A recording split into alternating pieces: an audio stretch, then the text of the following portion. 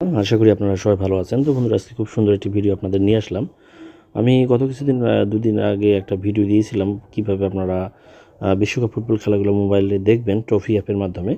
তা সেটা দেওয়ার পর দেখা যাচ্ছে বন্ধুরা কিছু সমস্যা দেখা দিচ্ছে যে ফুটবল খেলার ম্যাচগুলো দেখা নিয়ে। এই সমস্যাটার সমাধান করার জন্য আমি আজকে আপনাদের একটা নতুন অ্যাপস নিয়ে আসলাম, যে অ্যাপসটির নাম এখানে আপনারা দেখতে পাচ্ছেন। এই যে অ্যাপসটার নাম হলো ইয়াসিন টিভি। এই অ্যাপসটার মাধ্যমে কিন্তু আপনারা খুব সুন্দর করে খেলাগুলো দেখতে পারবেন, এবং এর সাথে সাথে আপনার এই ওয়াইটিভি প্লেয়ার এই অ্যাপসটাও কিন্তু আপনাকে ইনস্টল করতে হবে। এই দুটো অ্যাপস থাকলেই কিন্তু আপনি খুব সুন্দর করে বর্তমান ফিফা 2022 কাতার ফুটবল যে টুর্নামেন্টগুলোর ম্যাচগুলো আপনারা দেখতে পারবেন।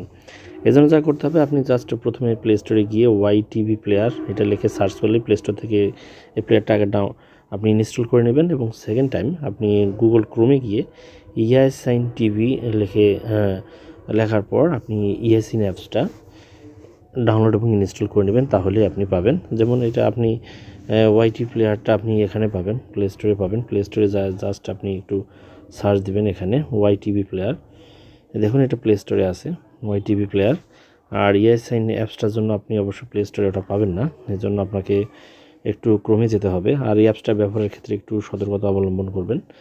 এখানে আসার পর আপনি এখানে এই জিনিসটা লিখে দেবেন এইভাবে,